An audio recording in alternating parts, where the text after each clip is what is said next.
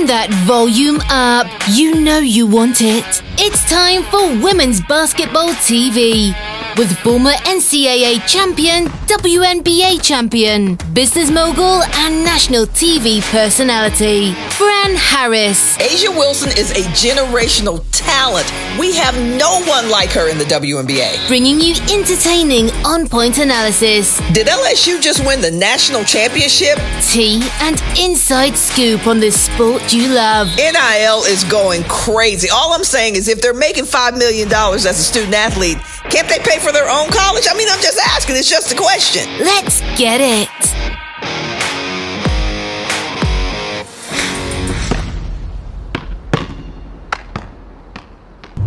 Your feelings might get hurt if you got strong emotions about certain things and you can't hear true, factual, objective commentary on your favorite players and coaches. You might want to turn this video off right now. Okay, I'm just letting you know.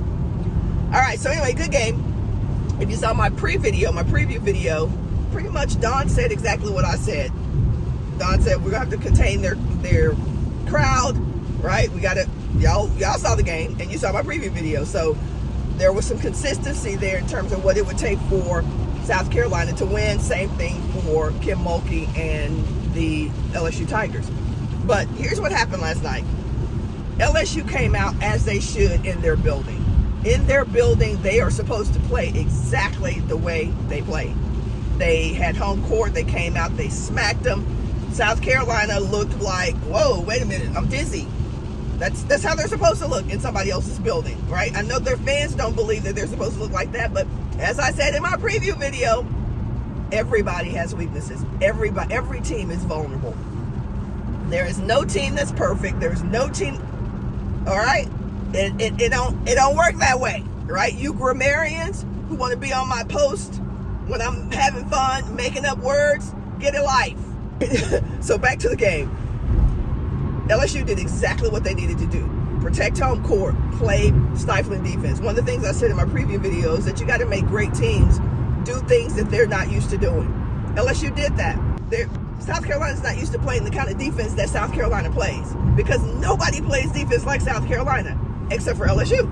So LSU last night put that defense on the Gamecocks and it had them stumbling for a minute. That's what's supposed to happen if your game plan is on tight for a national champion level team. That's exactly what's supposed to happen. You have to find the intricacies, the details in their game because they are so good. So you got to get very fine-tooth even to find a way to beat South Carolina. You're not going to come to South Carolina with just a basic game plan and think you're going to beat them. It doesn't work that way. All right, so LSU had a good game plan. But what LSU failed to do and failed to recognize, this is where their immaturity shows up. Again, every team has immaturity in their game. This is what they failed to realize, that you're playing a team, first of all, that's undefeated. A team in 1,000 feet. Use the right 2 lanes to stay to the right. Even though they didn't win the title last year, and LSU did, they understand what it's like to be in tough games. They are not going to quit. Let me say that again. They are not going to quit. Yes, got knocked a little dizzy. Yes, falling back, stumbling on their heels, but they are not going to quit. And LSU, from watching and from being a player in those environments and from coaching players at the highest level and being, you know the look when a team thinks that, oh, we got this. And I saw that in LSU. They thought because they came out and punched first that South Carolina was not going to recover. And what started to happen is that the little details of the game that LSU had done such a great job of putting in place, now it was just like, it was loosey-goosey. And when I saw that, I was like, oh, it's about to really go down now because South Carolina knows how to play in those situations. They know how to play in those situations in somebody else's building. The second mistake, I don't know if I'm on the second one or the third one, the second mistake that LSU made, they forgot about South Carolina's gamers. Here's the thing about gamers. People who love to play in big moments, I don't care what kind of game they have had, I'm going to do something amazing to help my team. I don't care how bad I've played tonight. I don't care how inefficient I've looked tonight. At some point in this game, I'm going to do something major. That was breezy. I'm sitting there watching the game, looking at the kind of game that Bree Hall had, and I'm like, oh, she about to go off. Y'all better find Bree. Y'all better find her. 3-pointer. I'm like, why are you helping so much in the lane when you got her on the... And the reason is that's a detail. That's a detail. You thought, she been quiet. I didn't think about her. It's kind of the wave off from the Final Four. I didn't think about her. She ain't done nothing tonight. That's the mentality. Now, nobody's saying that, but the mentality when you are ignoring players who are gamers is that you don't think that they're going to come around in that game. Therefore, you can afford to help off because they're over there. They ain't hitting nothing all night. That was the attitude. And it was a mistake. It was a mistake not once, but twice late in the game.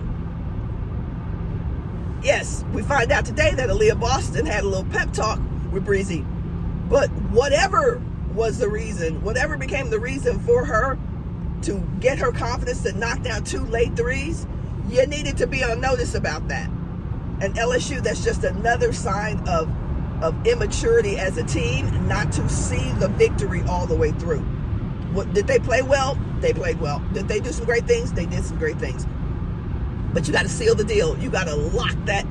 You got to turn that key like Kevin Hart said and lock that. Okay, y'all know what I'm talking about. You know Kevin Hart. You got to finish the deal. The third mistake that they made was, well, there are going to be several. So Angel Reese, as I said in the preview, beast on the boards, active on the boards, emotional leader. She was all that to a fault. You got to know how the game is being called. And as some of you have pointed out, the officials were letting them play a little bit. I've seen on some of the boards where y'all think Angel Reese was getting away with stuff. If the officials are letting you play physical players are going to play physical. That's not Angel Reese's fault. That she's just doing what she does. That's the officials' responsibility. All right? So Angel Reese is just doing what Angel Reese does. But what Angel Reese did not do last night was to understand game management, time score situation, and game management. There is no way, absolutely no way, Angel Reese puts herself in a position to not be on the floor. Now, if my coach wants to take me out because I need a breather, I need 2 or 3 minutes here, or whatever, but Angel Reese with 4 fouls, even if her coach is not managing, she has to manage that situation. There's no reason, no feasible excuse for Angel Reese to get a 5th foul last night. Either her coach or she needed to manage that better. That hurt your team. So there's that. And then I will also say, so that's what LSU didn't do. LSU had every opportunity to close that game out. But the little details of the game, they did not manage well. Again, timeouts as a coach. I don't care who it is. I don't care if it was my coach at Texas, Hall of Famer Jody Conrad. I don't care if it's Tara Vander. I don't care who it is. Don't get in your feelings because your coach doesn't always make the right decision. There's no way I'm running out of timeouts. Absolutely no way. Not managing the game well. All right, that's LSU. And another thing, LSU did not go to Morrow. She is one of their X factors. They did not go to her enough. I thought Michaela Williams shooting something like 1 for 10, 1 for 11 or something like that. Yes, shooters shoot, but you also have to recognize as a shooter when you're not hitting certain shots. So maybe you mix it up with a little mid-range. Maybe you go to the hole. Maybe you get your and ones, but you don't keep shooting when you're shooting 1 for 10 from 3-point range.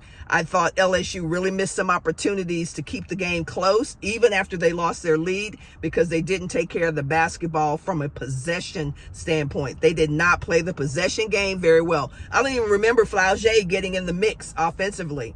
It's like everything just kind of went out the window with them. Meanwhile, South Carolina over there sharpening their iron, just chipping away at that lead, and then got the opportunity to really take the lead and play South Carolina basketball, and that was all she wrote after that. So that's what happened on offense.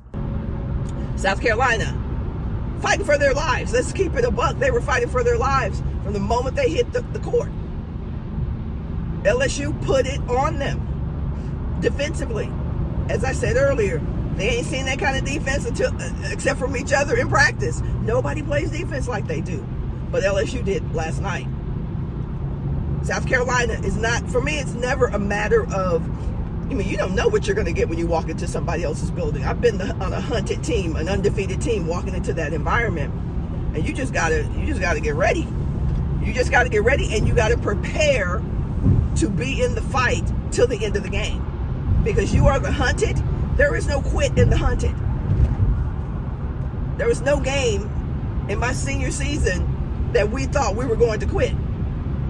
Undefeated in every building we walked into, we were not going to quit. And we had some close games against Ohio State. We had some close games against Tennessee. But we were not going to quit. And you do yourself a disservice as a team when you think that because you get down on a great team that they're going to quit. So South Carolina did not manage the beginning of the game very well at all, for whatever reason. Because you know what? It really doesn't matter why. They just didn't. The defense, it was mentality, it was whatever it was. They did not handle the game very well. The implosion of defense that we saw, they didn't do it very well. They did not recognize, and they weren't aggressive on offense. Again, you got to credit LSU's defense, because the reality is that LSU was doing exactly what I said in my preview video. Make the hunted do something different. Throw them off, and they did. You can't say, oh well, we were just off. Everybody likes to say that about their favorite team. We were just off. We just weren't doing it. Yeah, you weren't, because the defense was making your team do something different. Let's give people some credit. As the hunted, you get through the game however you can. Right? It might not be pretty. It might not be easy. It might not look like your team usually does, but that's beside the point. You get through it however you can get through it. And that's what you saw in South Carolina last night. You saw a team that was like, okay, well, this is the battle that we're in. When you're in a battle, you fight the battle that you're in. You don't ask for a different battle. You don't go, oh, well, this is not going the way I thought it was going to go. Can we order a different fight? Because we don't like this fight. We're not used to fighting this way. No, heck no. You fight the battle that you're in. And that's what South Carolina did. That's what championship DNA teaches you to do. You fight the battle that you're in. That's why they just fought. That's why their coaches over there mad as hell last night, because they weren't looking like themselves. That's exactly what she needed to do. Shake them out of this somber, this nightmare that they seem to be caught up in. I didn't think it was going to be a close game if South Carolina looked like South Carolina. But South Carolina didn't look like South Carolina. And that is partly why it was a close game. Now, I've given all the credit to LSU for making South Carolina play ugly, because they did. That was their doing. We're going to give them some credit. But the moment South Carolina got comfortable enough and confident to the point of the game where they were looking like themselves, yeah, it was going to be a different game. Not saying that LSU couldn't win with South Carolina being themselves, but it was going to be a different game if both teams showed up playing the way they play. As I said in my preview video of the game, every team, no matter how good they are, every team, no matter how good it is, has vulnerabilities. They have weaknesses. They have dark areas. They have gaps in their game. Every team does. South Carolina has some gaps. Post play is a gap. 100%. Post play is a gap. Clearly what they also showed is that if you play really, really, really tough defense, they might struggle at first. So every team has weaknesses, and as a coach, your job is to exploit those weaknesses. And I thought Kim Mulkey, LSU, did that extremely well last night. right up until they didn't. Again, that's team immaturity. That's immaturity. You don't get a great team on the hook playing as poorly as South Carolina was playing last night and let them off the hook. By any means necessary, you keep that team on the hook. And LSU was not able to do that, and that is squarely 100% on LSU. Shout out to the South Carolina Gamecocks, who played like champions. Shout out to the South Carolina Gamecocks, who really put on a clinic about how to hang in a game when you're not playing like yourselves. Someone asked me if I thought South Carolina felt the pressure last night of being undefeated all season, and if I thought that had any impact on the way they Exit right. And the answer to that is possibly. Nobody knows what's going on in the heads of players. Let's keep it real. Nobody knows. It's easy to say that, oh no, we weren't feeling any pressure. Again, I played on an undefeated championship team, and I can tell you that there are moments during the season that you absolutely feel the pressure. You absolutely do. The coaches do. They're lying if they say they don't. They're lying. And the players do. They're lying if they say they don't. At some point, it hits you. You haven't lost a game. And no matter how accustomed to that feeling you are, at some point during a game, during the season, there will be a moment where you're like, dang, we ain't lost a game. And you will go into buildings and it will hit you harder than it does at other times. It's normal. That's not unusual. It's absolutely not unusual. So, do I think South Carolina, that may have been the reason. We don't know. Nobody will ever know, because nobody knows what's going on inside people's heads. And at the end of the day, what matters is, can you fight through those instances where, for whatever reason, your team is not playing the way they played all season long? That's the thing.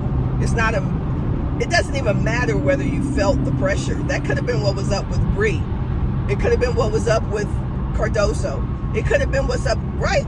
You don't know why players are doing what they're doing. But the only thing that matters is, can you fight through it long enough? Can you sustain your intensity and your focus long enough to get through this game where your team is not looking like themselves? Can you sustain it long enough to get through a game in a hostile environment? Yes. Can you do it? We'll see. Anyway, great game.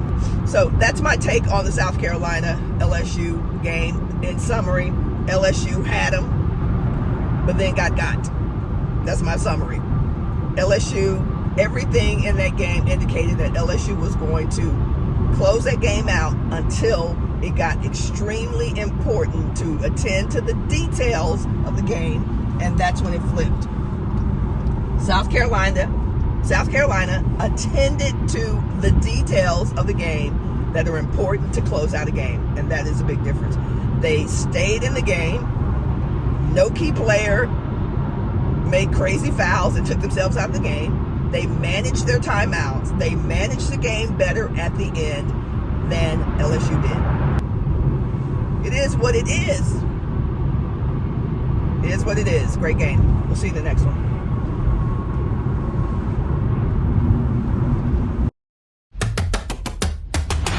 Thanks for tuning in to Women's Basketball TV with Fran Harris, the most provocative and entertaining women's basketball show on earth.